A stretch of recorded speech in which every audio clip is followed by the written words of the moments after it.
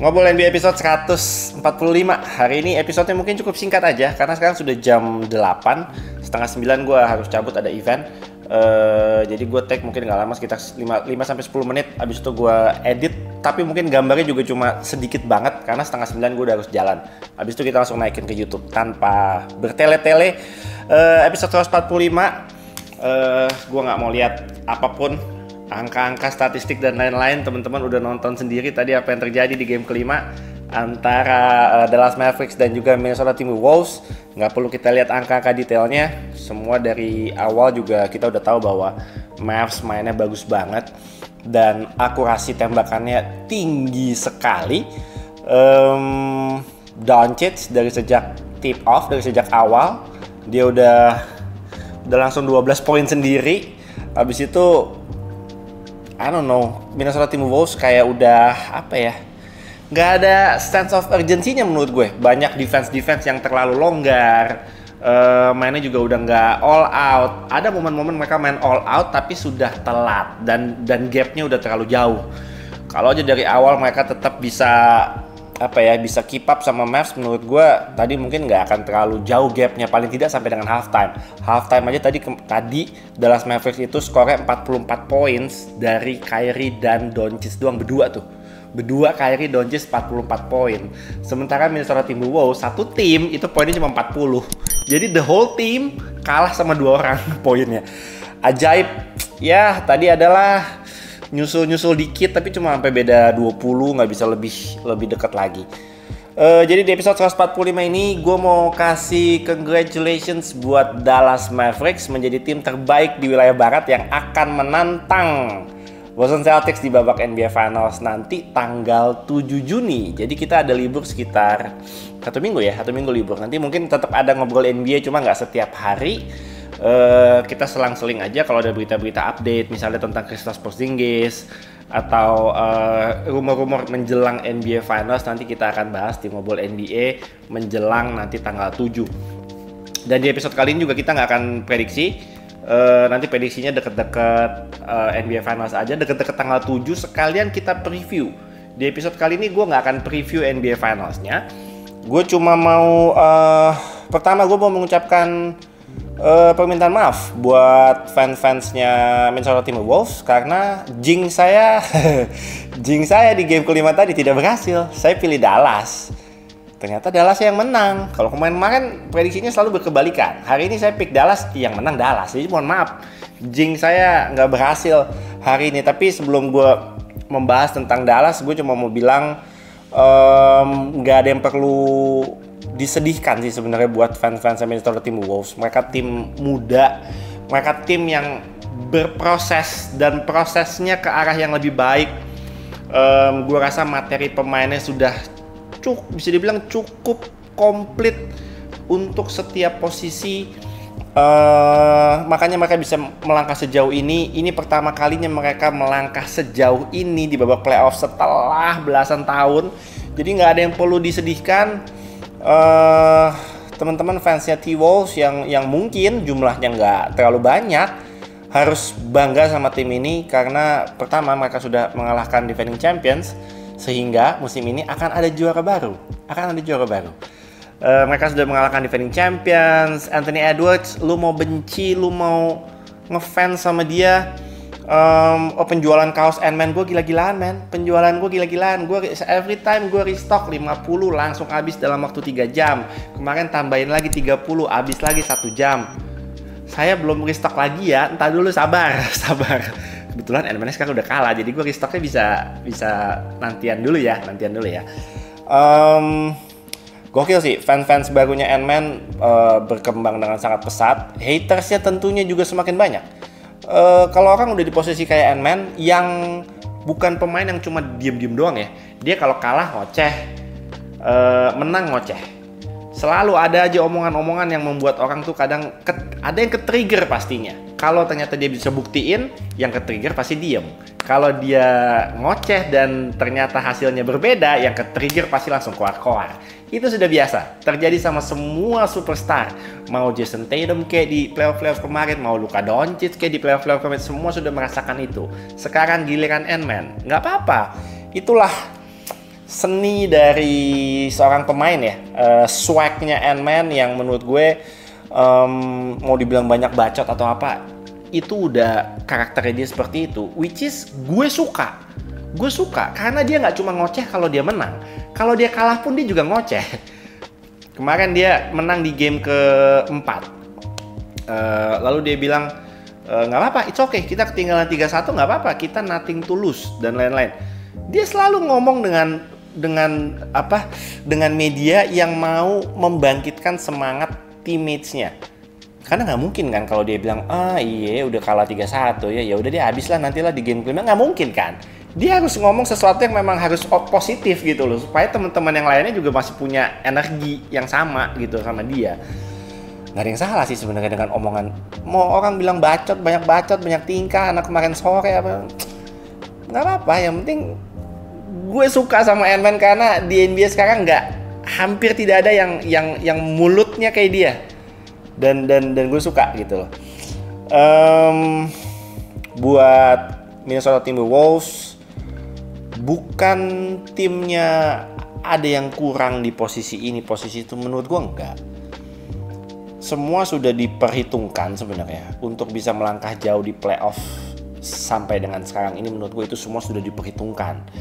Front court-nya, back court-nya, wing-nya, dan lain-lain itu semua sudah diperhitungkan dengan matang. Cuma memang ada pemain-pemain yang tidak perform seperti di series sebelumnya.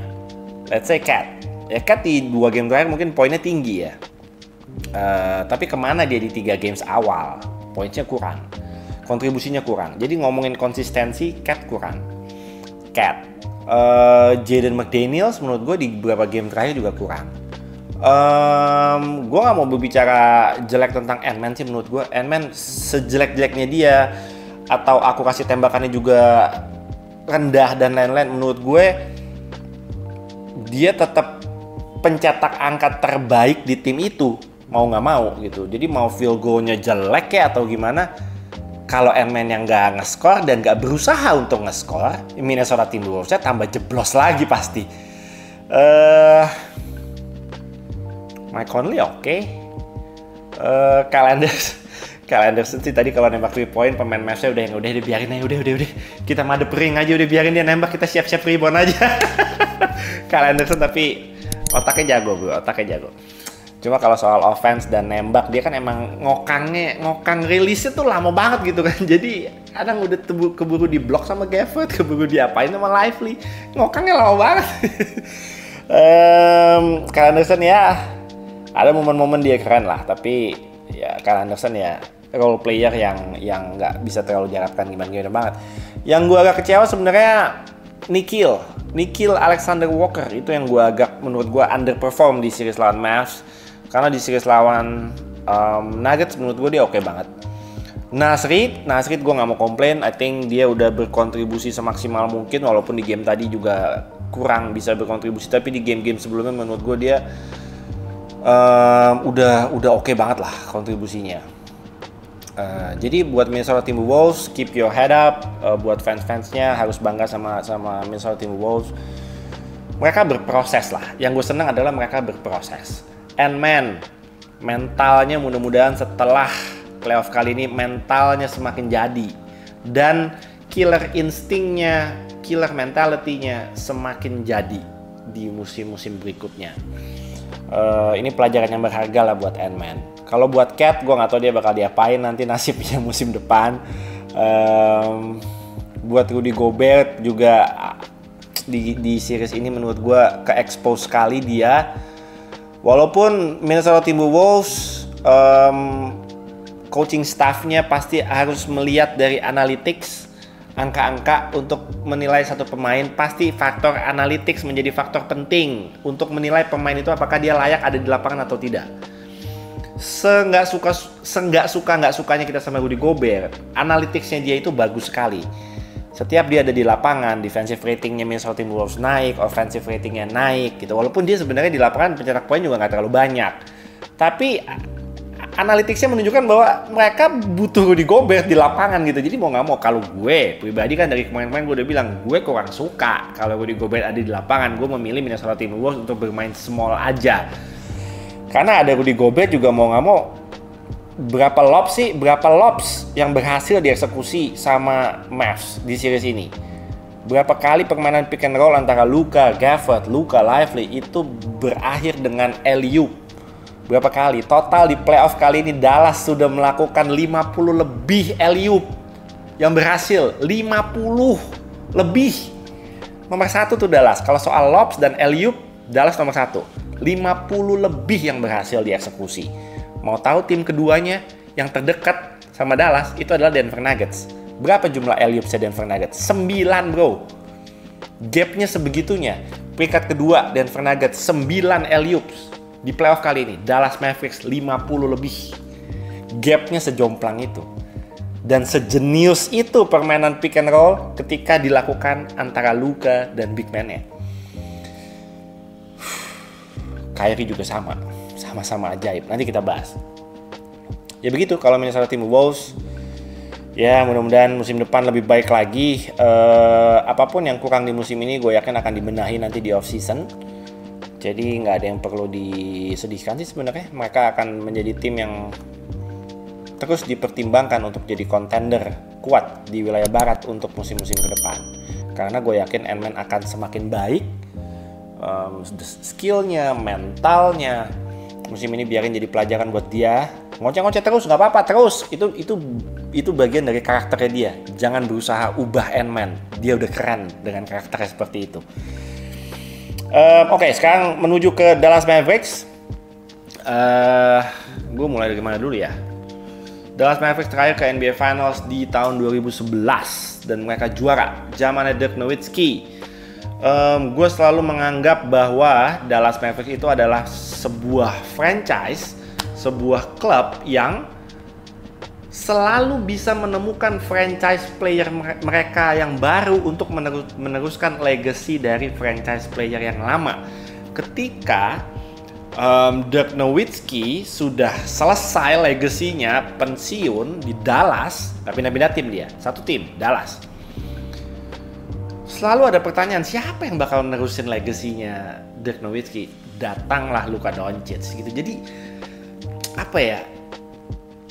Mavericks tuh nggak pernah putus gitu loh. Legasinya menurut gue nggak pernah putus. Jadi gue mau kasih apresiasi sebesar-besarnya mulai dari Mark Cuban dulu deh. Mulai dari Mark Cuban yang menurut gue sebagai owner itu ya kita ngelihat ada beberapa owner yang punya passion besar di basket dan di NBA gitu ya. The Clippers, Mark Cuban with the Dallas Mavericks. Menurut gue kalau ownernya itu passion sama timnya dan nggak cuma menjadikan tim ini sebagai ladang bisnis atau cuma ngelihat dari profitnya dan lain-lain, dia tuh benar-benar passion. Dia bakal melakukan apapun sih untuk membuat Mavs ini tetap selalu bisa stay kompetitif setiap tahun gitu loh. Dan itu yang gue sangat respect sama Mark Cuban. Duitnya udah banyak, duitnya emang gak ada serinya gitu loh. Itu Mark Cuban. Yang kedua gue turun ke Nico Harrison. Nico, my guy. Nico, wow, Nico. Gue mulai dari mana ya kalau ngebahas tentang Nico ya? Mulai dari datengin Kyrie dulu deh. Datengin Kyrie. Itu sebelum datengin Kyrie, berarti 2 musim lalu mereka sampai ke Western Conference Finals. Kalah sama Golden State Warriors. Gagal ke final. Musim lalu gagal masuk playoff. Tapi apa berkahnya? Berkahnya adalah mereka bisa mendapatkan Derek Lively. Kalau mereka masuk playoff, nggak dapet itu Derek Lively. Jadi musim lalu memang sudah dirancang oleh Mavs, udah kita skip playoff nggak apa-apa. Yang penting kita dapetin Derek Lively. Itu berkah buat Mavs. Dan Nico Harrison melakukan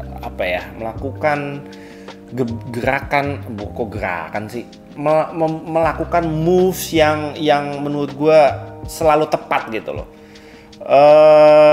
ngedraft Dereck Lively, dan di trade deadline kemarin he push the right button menurut gue.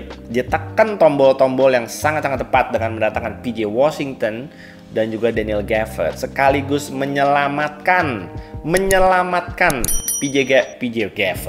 PJ Washington dan Daniel Gafford terselamatkan oleh Nico Harrison dari Washington Wizards dan juga Charlotte Hornets, dari tim papan bawah yang terpuruk sampai ke dasar-dasarnya masuk NBA Finals. Itu berkat Nico Harrison. Jadi PJ Washington, Daniel Gafford, utang budi kalian ya, utang budi kalian sama Nico. Itu Nico Harrison. Lalu gue mau respect ke Jason Kidd. Kalau dia bisa bawa Mavs juara musim ini, dia bisa membawa Mavs juara 2 kali berarti. Karena 2011 ketika Mavs juara ada Jason Kidd di situ. Dan musim ini kalau juara lagi, Jason Kidd akan juara lagi sebagai coach. Jadi dia juara sebagai pemain dan sebagai coach. Mudah-mudahan itu bisa terjadi. Tapi respect buat Jason Kidd, dia bukan pelatih yang perfect, tapi dia selalu belajar dari kesalahan, dia selalu belajar dari keras kepalanya dia. Sebenarnya dia selalu belajar, berusaha adaptasi, dan relationship antara dia dan pemain-pemainnya semua menurut gue sekarang lagi di tahap yang oke-nya gitu loh. Semua pemain menurut gue sinerginya sama Jason Kidd itu sangat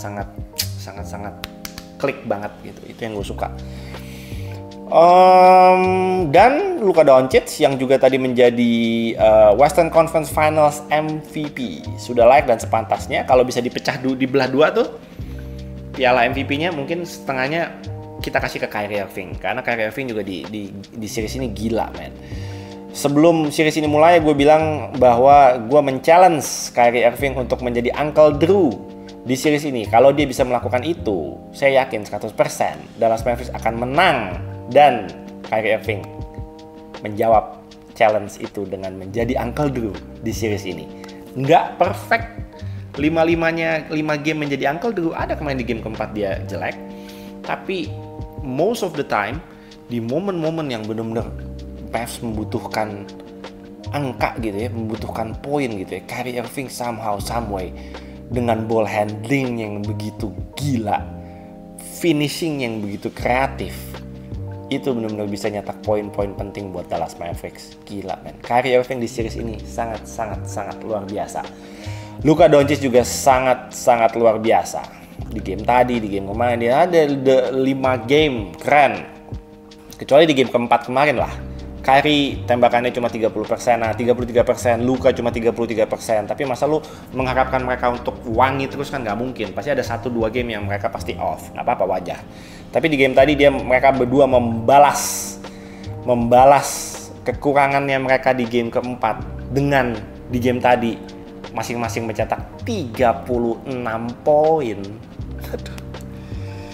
Kalau Luka lagi gila, giliran Luka terus. Kalau Kyrie lagi gila, beruntun Kyrie terus. Gila itu benar-benar. Dan nggak cuma dan nggak cuma kayak nembak-nembak doang. Enggak, benar-benar kayak lu mau 3 point ayo, lu mau ngedrive ayo, lu mau mid range ayo. Di semua 3 level, bro. 3 level scoring. Gila, ajaib. Dua pemain itu ajaib. Luka udah, Kyrie udah, Dereck Lively. I'm so proud, so happy with the kid. Dia belajar dengan begitu cepat, dia menyesuaikan diri dengan begitu cepat. Untuk seorang rookie bisa bermain sematang itu, sedewasa itu, menurut gue itu luar biasa. Gue tadi langsung ngumpulin semua kartu-kartu Dereck Lively saya. Harganya langsung naik gila-gilaan, asik. Dereck Lively, shout out buat Dereck Lively karena di series ini dia juga tembakannya satupun tidak ada yang miss. Field goalnya sepanjang series ini dia absen 1 game ya, jadi total dia main 4 game. Dalam 4 game itu field goalnya perfect 16 dari 16, tidak ada satupun yang gagal. Free throw-nya banyak yang gagal, nggak apa-apa.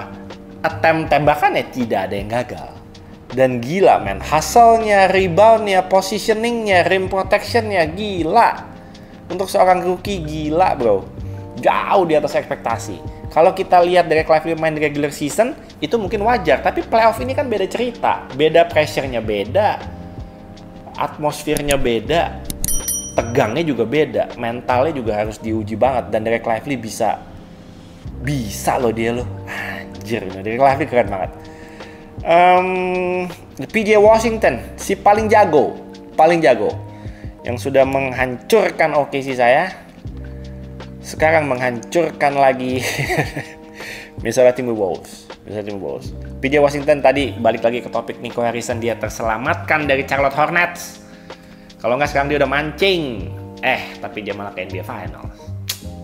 Keren lah PJ Washington. Daniel Gafford juga sama luar biasa ya dengan Dereck Lively. The Derrick Jones Jr. itu juga mainnya bagus banget. Off the bench ada Jaden Hardy mainnya bagus, Dante Exum mainnya oke. Josh Green mainnya juga oke banget. Semua punya kontribusinya masing-masing lah. Semua menjalankan role-nya masing-masing dengan sangat baik. Dipimpin oleh seorang Luka Doncic yang benar-benar jago ngatur flow-nya, lu mau ngapain gitu ya. Main dia benar-benar mendikte setiap kali. Dia benar-benar bisa ngedikte tempo sih. Lu mau nggak mau sebagai lawannya lu harus ngikutin temponya Luka, dibuat untuk mengikuti temponya dia. Lu nggak bisa langsung cepet-cepet itu, nggak, lu ngikutin temponya Luka. Keren banget sih Dallas Mavericks, man. Gue tadi menemukan satu postingan gue di Instagram bulan Mei tahun 2022. Jadi sudah 2 tahun yang lalu, bahwa gue ingin melihat satu saat final idaman gue adalah Luka Doncic melawan Jason Tatum. 2022 itu hampir terjadi, tapi sayangnya digagalkan oleh Golden State Warriors. Dan 2 tahun kemudian, sekarang final impian gue sudah terwujud, melihat Luka Doncic akan berhadapan dengan Jason Tatum. Gue sudah tidak terlalu pusing siapa yang menang. Gue hanya mau melihat mereka berdua, ditambah bonus. Kalau 2 tahun lalu ketika gue nulis itu belum ada Kyrie. Sekarang ditambah lagi bonus, gue bisa menikmati permainan Kyrie Irving juga di babak NBA Finals. Gila, men. Berarti dia terakhir masuk Finals tahun 2017 ya. Berarti udah tahun berapa sih? Berarti udah 7 tahunan Kyrie nggak masuk NBA Finals. Seneng sih Kyrie ini nonton Kyrie sih gila, men, ajaib, men. Gimana sih lu bisa benci sama Kyrie gitu? Gimana bisa benci sama dia gitu? Gila, main kayak gitu sih. Ya tapi nanti pasti seru drama-drama di NBA Finals. Kyrie main di TD Garden, dulu dia injek logonya dan lain-lain. Tapi tadi ada postingan yang keren ya, ketika dia nginjek logonya Celtics, ada LED screen, ada banner di belakangnya, iklan di belakangnya, ada logonya Dallas Mavericks di situ. Gila, gue ngeliat foto itu merinding, man, asli merinding, keren banget. So, segitu aja ya, episode 145, 8:30. Oke, gue udah harus jalan. Gue edit dikit banget nanti. Kita ketemu lagi di beberapa hari ke depan, tapi gue udah janji gue akan edit video interview gue dengan Marcus Bolden dan Grant Williams. Mudah-mudahan besok gue ada waktu untuk bisa ngedit dan kita bisa naikin di YouTube. Oke? Thank you guys for watching. Congrats buat fans-fansnya Dallas Mavericks. Sudah ditunggu sama fans-fansnya Celtics dan ditunggu sama fans-fansnya ABC. Apa itu ABC? ABC adalah asal bukan Celtics. Oke guys, thank you guys for watching episode 145. Have a nice weekend. I'll see you guys on the next episode. I'm out.